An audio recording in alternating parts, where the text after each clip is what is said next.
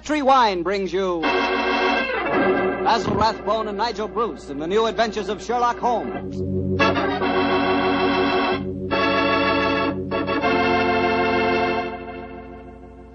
The Petri family, the family that took time to bring you good wine, invites you to listen to Dr. Watson tell us another exciting adventure he shared with his old friend, that master detective, Sherlock Holmes.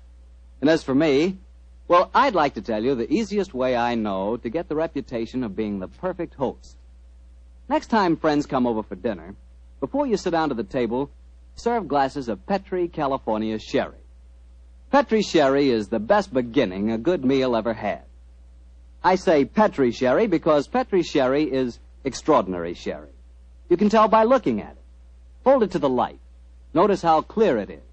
Notice its beautiful deep amber color. And you can tell Petri sherry is unusual from just a whiff of its fragrance. And, of course, in the last analysis, you can tell just how fine a wine Petri sherry is by tasting it. That's the best test of all.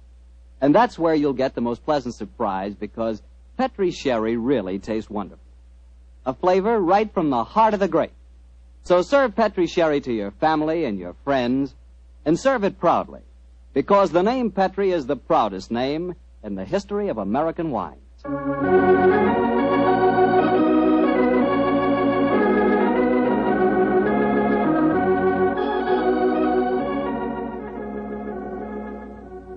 now I'm sure our good friend Dr. Watson's expecting us. Let's not keep him waiting. Come in. Good evening, Doctor. Good evening, Mr. Bartell. You'll forgive me if I don't get up, won't you, my boy? Of course, Doctor. What's the matter, a touch of rheumatism? No, I've played 18 holes of golf today. I hope that when I'm your age, Doctor, I can be half as sprightly. Oh, it's very nice of you, but if you don't mind, we won't discuss the question of my age. So draw up your chair, make yourself comfortable. I'll get on with tonight's new Sherlock Holmes adventure. Well, from the hint you gave us last week, it sounded like quite a spooky story. It was, Mr. Bartell. It certainly was.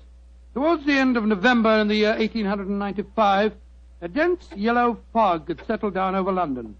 For 4 or 5 days, it was impossible from our rooms in Baker Street to see the outline of the houses opposite. A real London pea souper, huh, Doctor? Yes, my boy, and it became most depressing. The first day, Holmes had spent in cross-indexing his huge book of criminal references. The second and third had been patiently occupied with a subject which he had recently made his hobby, the music of the Middle Ages. But when on the fourth day, on pushing back our chairs after breakfast, we saw the greasy, heavy brown swirl still drifting past us and condensing in oily drops upon the window panes, Sherlock Holmes' impatient and active nature could endure this drab existence no longer. He paced restlessly about our sitting room, chafing against the inaction. After several minutes of these perambulations, he turned to me and spoke. Anything of interest in the paper, Watson? There's news of a revolution, of possible war, and of an impending change in the government. Nothing to interest you, though. No crimes of any importance. The London criminal is certainly a dull and unenterprising fellow these days. Look out of the window, Watson. See how the figures loom up, are dimly seen, and then blend once more into the foggy depths. What a day for a thief or a murderer. He could roam London as the tiger does the jungle, unseen until he pounces, and then evident only to his victim. That's a cheerful thought, I must say. Hello. I wonder who that is. Probably a visitor for Mrs. Hudson, or perhaps the local plumber has finally condescended to pay some attention to the faulty gas jet in our hallway. I don't think you're right on either count. I can hear Mrs. Hudson's footsteps on the stairs. Come in. Come in. Yes, Mrs. Hudson, what is it? Oh, excuse me, Mr. Holmes, but there's a gentleman to see you. Says it's most important, and he asked me to give you this card. Oh, thank you. Oh, Mortimer Harley, eh? Show him up, please, Mrs. Hudson. Very good, sir. Mortimer Harley, and who's he? I've not had the pleasure of meeting him personally, but I'm quite familiar with his scientific reputation. Scientific? In what does he specialize? Oh, I suppose one might refer to him as one of the greatest authorities on all matters connected with the occult. You mean the fellow dabbles in supernatural stuff and all that sort of thing? I mean, my dear Watson, that Mortimer Harley is an extremely intelligent man with a thoroughly comprehensive and scholarly knowledge of his field and an intense belief in the existence of the supernatural force. Now, here he is to speak for himself. Oh, come in, Harley. Thank you, Mrs. Hudson. You're Mr. Sherlock Holmes? Yes, sir. This is my colleague, Dr. Watson. How do you do, Mr. Holly? How do you do, Doctor? Won't you sit down, sir? Thank you. Well, you fellas are probably wondering who I am and what's brought me here. Well, we're not wondering who you are, Mr. Holly. My friend Holmes was just telling me of your scientific eminence. I'm flattered that you know of me, Holmes. Just the same, you're wondering why I'm here. Naturally, sir. Well, since you know I'm a student of the occult, I'll get right down to my problem. Mr. Holmes, have you ever heard of the Headless Monk of Trevennis Chapel? Oh, yes, indeed, Mr. Holly. An apparition to be counted among our more intangible national treasures, I should say. I'm sorry to appear stupid, but I have never heard of the Headless Monk of whatever it is, Chapel. Well, then, let me tell you about it, Doctor. Yes, I wish you would. Trevennis Manor in Cornwall was once an abbey. It was expropriated during the reign of Henry VIII, and several of the monks were killed in some of the minor difficulties attendant on such an act. But one of the murdered monks, a certain Brother Hugh, the chapel organist, was persistent. He still haunts the chapel today. He still plays the organ, and since he was beheaded, he always appears headless. Charming little legend, Mr. Harley, but you don't expect us to believe it's anything but a legend, surely. Skeptic, eh? How about you, Mr. Holmes? I'm extremely curious to know why you come to see me, Mr. Holly. I'll tell you why. I have a rare opportunity to investigate the phenomena. You see, the son of an old friend of mine, a young fellow by the name of Leonard Miles, is secretary to the owner of Trevennis Manor.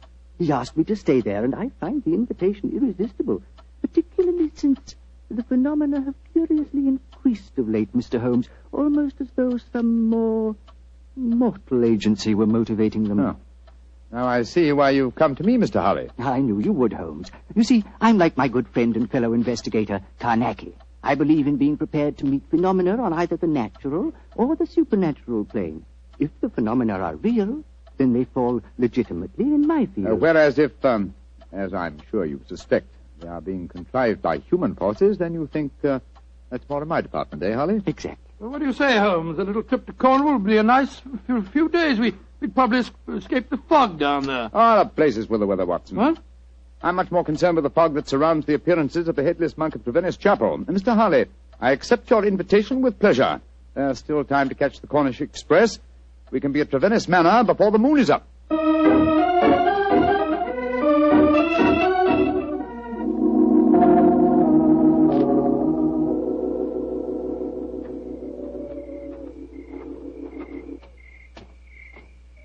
Hello? Who's this funny-looking fellow coming down the steps towards us? If I didn't hear the sound of his footsteps, I'd believe it was a psychic manifestation. He certainly looks as if he came from beyond the grave.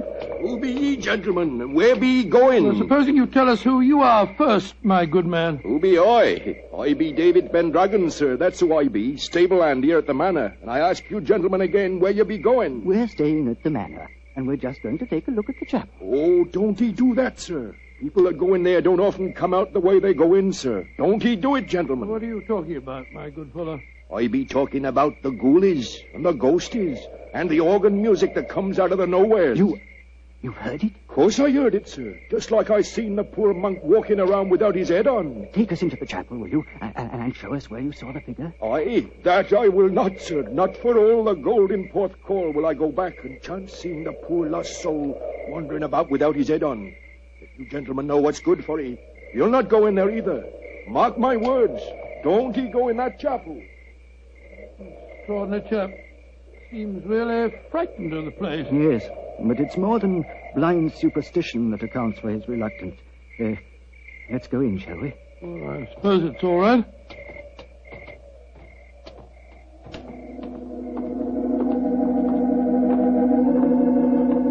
Great Scott! Listen to that. The organ. The ghost's playing it. We're extremely fortunate. A psychic manifestation as soon as we enter. Remarkable. Psychic manifestation. Rubbish. Look who's sitting at the keyboard. It's Holmes. Holmes! What's the matter, Watson? What's the matter? You frightened us to death, didn't he, Holly? Oh, speaking for myself, Doctor, it disappointed me. I thought it was a genuine phenomenon. What do you think you're doing, Holmes? I thought you were still behind us. I'm sorry if I frightened you, Watson. I was curious about this organ. I slipped in by the side door ahead of you and tested the instrument. It's in astonishingly good condition for a disused chapel, don't you think, Harley? Yes, I do, Holmes. One might reasonably presume that someone tends it with great care. In fact, I would go further Who and are say... you? What are you doing in here? We are guests at the Manor House, and we decided to pay a visit to the chapel before we paid our respects to our host. Oh, my father is your host. I'm Dorothy Brownlee. How do you do, Dorothy? My name is Holmes, and these gentlemen are Dr. Watson and Mr. Harley. How do you do, Dr. Watson? Mr. Harley. I heard the organ music, and I was terribly frightened. You've heard of the legend, I suppose. You mean about the headless monk and the ghostly organ and music, Miss Brownlee? Yes, Doctor. And it's more than a legend, I assure you. That's why I rushed over here as soon as I heard it. It must have frightened all the servants within hearing distance. Why were you playing the organ? I was curious to see whether it was in good repair. Obviously it is, Mr. Holmes. Well, my father and his secretary, Mr. Miles, are expecting you, I know. Let's walk over to the house, shall we? I'm sure you've seen enough of the chapel for tonight.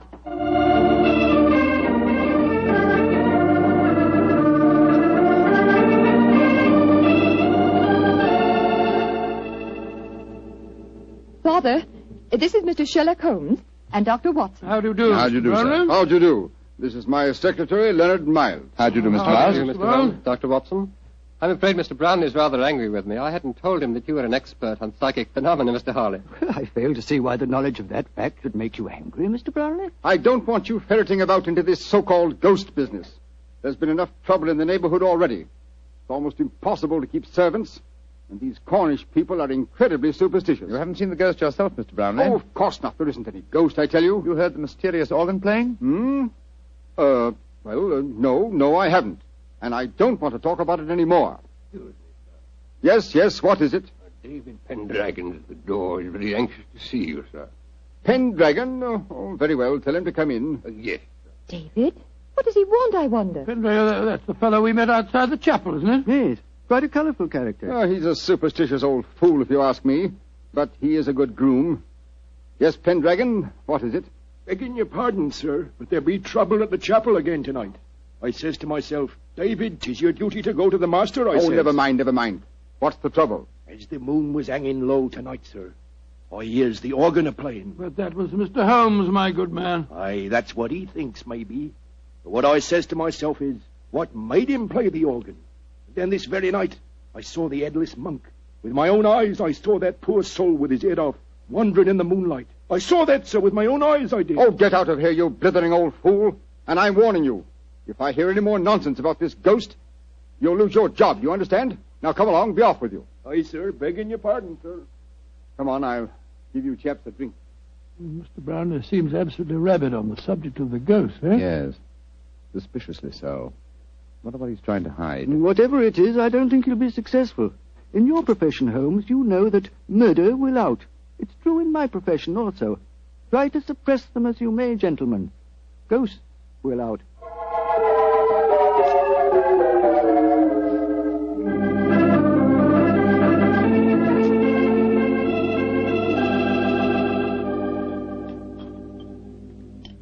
Well, Holmes, this place may be haunted, but I swear that I never spent a better night anywhere. Good morning, Mr. Harley. Good morning. Good morning, sir. Good morning. I'm glad to see I'm not the only late riser. Oh, were you up late, too, sir? Yes, I was, Doctor. I decided to ignore the veiled threats of Mr. Brownlee, and so I did a little investigating in the chapel. Do you mind passing the teapot? And what were the results of your investigations, Mr. Harley? Well, there was no psychic manifestation, you understand, but I'm sure of one thing. That chapel is evil. Evil to the hearts of its stones. And I'll swear that evil does not stem from the hapless monk who was murdered there. You confirm certain suspicions aroused by my own investigations last night. There is evil here, Mr. Harley, and I think I know its nature. Unless I mistake every sign and reaction, someone has been initiating the local peasantry into the evils of the Black Mass. Mass? Good Lord, what a shocking thought. My own sensations last night confirm your theory, Holmes. There is a coven here, I swear it, hiding its own obscene practices under cover of the haunting. Well, that sounds quite feasible. After all, the people are so superstitious that they'd keep as far away as possible from the chapel when they heard the organ playing. This problem falls into both our fields, Harley.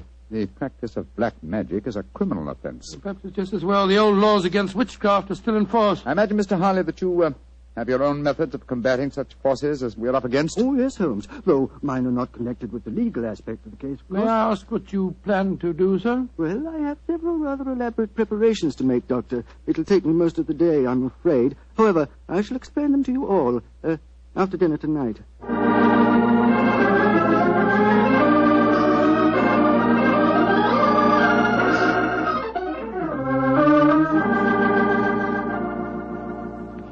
It's very pleasant to sit here after a good dinner with a superb brandy at one's elbow and listen to the piano being so charmingly played. You're very kind, Want to play something more, Miss Brownlee? I'd love to. Are you enjoying your stay down here, Oh, Mr. very Holmes? much, thank you. Both Mr. Holly and I have found the local folklore extremely interesting. I say, you fellows haven't been investigating the haunted chapel business again, have you? Now, look here. If you have, I shall be very angry. It's abusing my hospitality. I told you distinctly I didn't want any more talk of ghosts. We are not talking of ghosts, my dear Mr. Brownlee. I have something even more important that I must fight now. It's possibly a little hard to imagine me as a crusader. Me, the stooped little man, beside the four of you, as toweringly tall a quartet of men as I have ever faced. And yet, I am your St. George. What on earth are you talking about, sir? I'll tell you in secrecy. This mustn't reach the ears of the peasantry. I refer to myself as St. George because I go to wipe out an evil that lives in your midst. A living, modern dragon. Oh, please, Mr. Holly. That sounds dreadfully frightening. And to rid you all of this fiend, I must cleanse the chapel, purify it, exorcise it, remove its residue of psychic evil. That, gentlemen, is my mission tonight. Dorothy! She's fainted. Get some smelling salts, quickly. I'm afraid you were a little too graphic, Mr. Holly. I'm sorry if I frightened the young lady, but I'm sure that after tonight she will have no further grounds for fear in Trevennis Manor.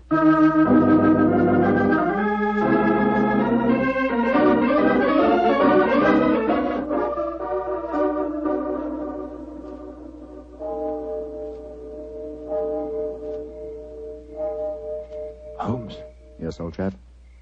did you hear anything? Nothing but the owls and the clock striking midnight. I'm getting awfully jumpy. What do you suppose Harley's up to? I can imagine his procedure. Midnight, the crucial hour, I suppose, in his endeavors. I wish him luck. My own plans are not nearly as clear, unfortunately. I sense a guiding force here, but I lack the clues. There is something, Holmes. Listen! Great heavens! It's the organ in the chapel. And Holly's in there alone. Not alone. Listen to the organ. Pealing forth its madness. Come on, Watson. Something has gone horribly wrong.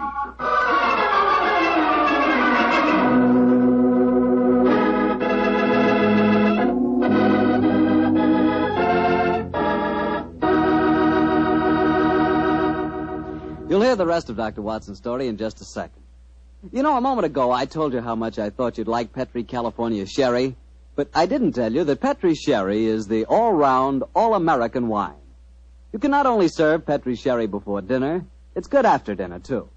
And, of course, later in the evening when you're listening to the radio with some friends, a glass of Petri Sherry is just the thing. And say, Petri makes two kinds of sherry, the regular and Petri Pale Dry. To make sure you get the one that you like best, do what I do. Don't buy one, buy two. But remember, always buy Petri. Dr. Watson, that was a heck of a place to break off your story. Then let us continue it as speedily as possible, my boy.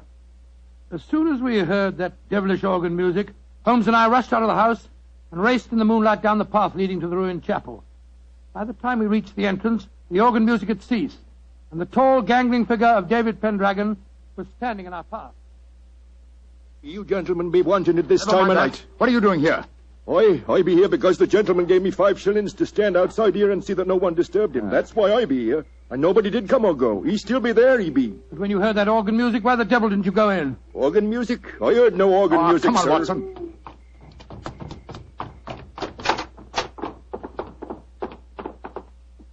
Great heavens. Look at him. We're too late. Poor devil. A knife through his heart. It's obvious who did it. That fellow Pendragon. I'll go and grab him before he gets away. Watson, he's not our man.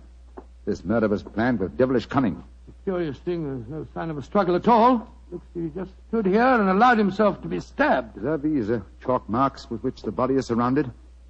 They're known as a pentagram, I believe. He thought it would protect him completely from the supernatural forces. Poor chap.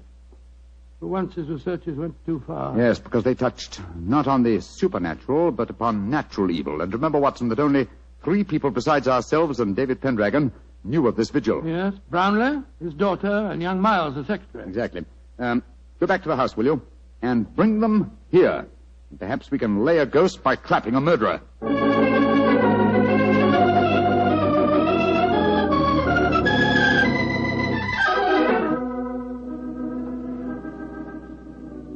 And that's all I know, Mr. Holmes. Well, you've not established much so far, Holmes.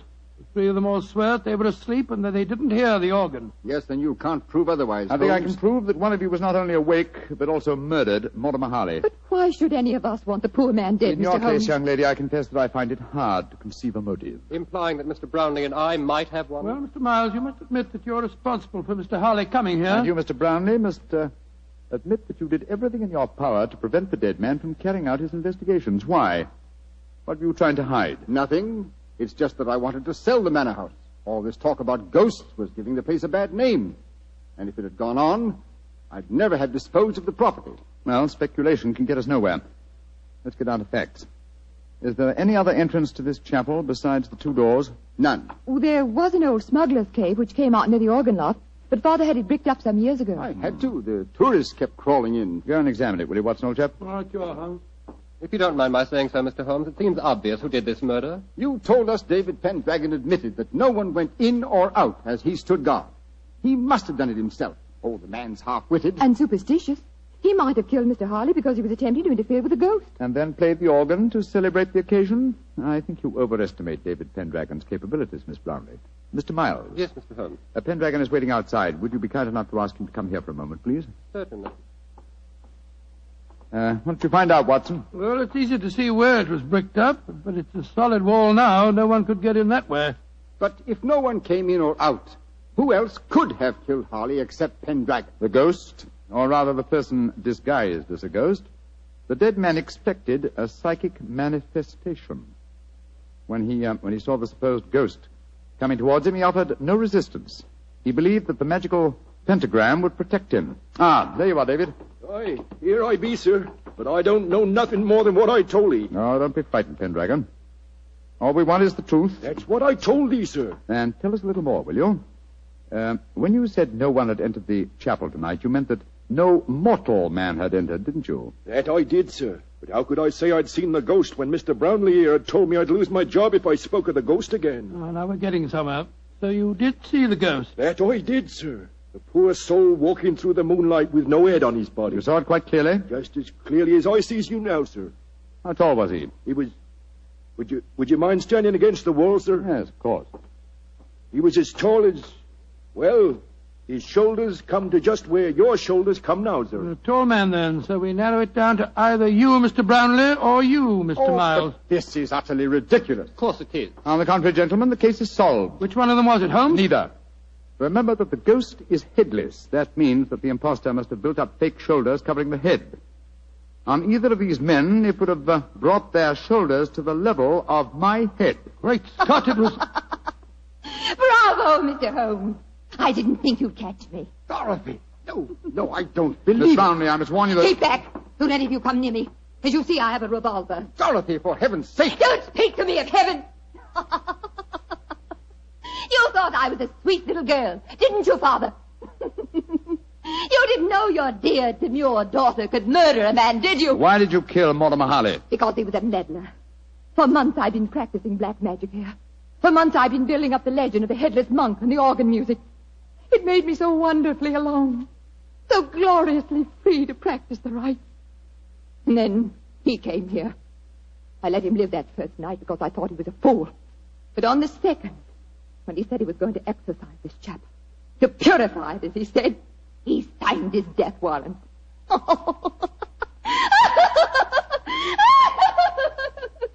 you could have seen his face, if you could only have seen his stupid, startled face as I plunged the knife into him. Dorothy! He bled so beautifully. Holmes, she's mad as a hatter. What are we going to do? Brownlee, give me that revolver. And let you take me to prison or an asylum?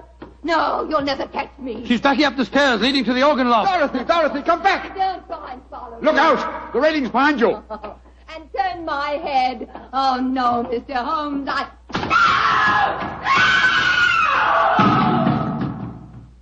Dorothy! Dorothy! My poor little girl. Mr. Brownlee, the powers of evil are frightening. Your daughter had killed one man and might have killed more. She was insane. Hopelessly insane.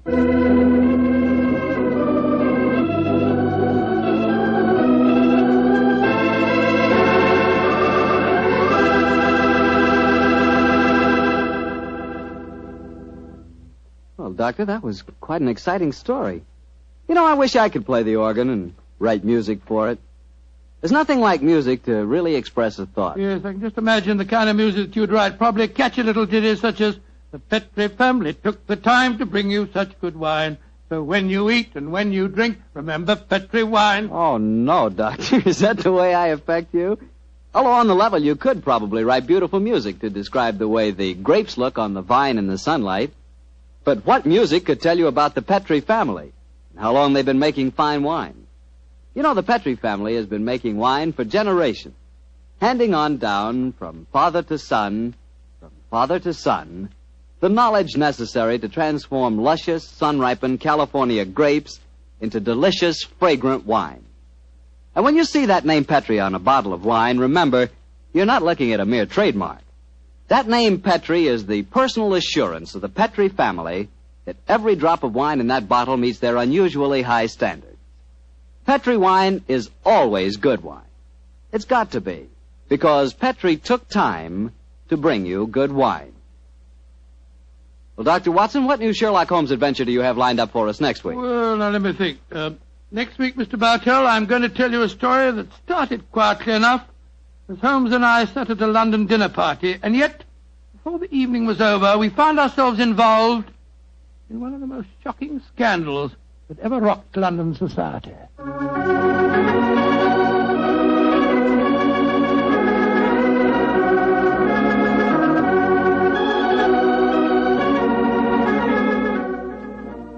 Tonight's Sherlock Holmes adventure was written by Dennis Green and Anthony Boucher and was suggested by an incident in Sir Arthur Conan Doyle's story, The Adventure of the Devil's Foot. Music is by Dean Fossler. Mr. Rathbone appears through the courtesy of Metro-Goldwyn-Mayer, and Mr. Bruce through the courtesy of Universal Pictures, where they are now starring in the Sherlock Holmes series.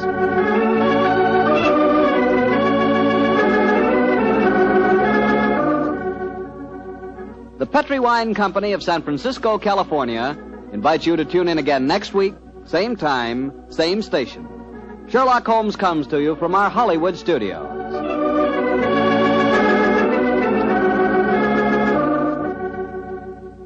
This is Harry Bartell saying good night for the Petri family.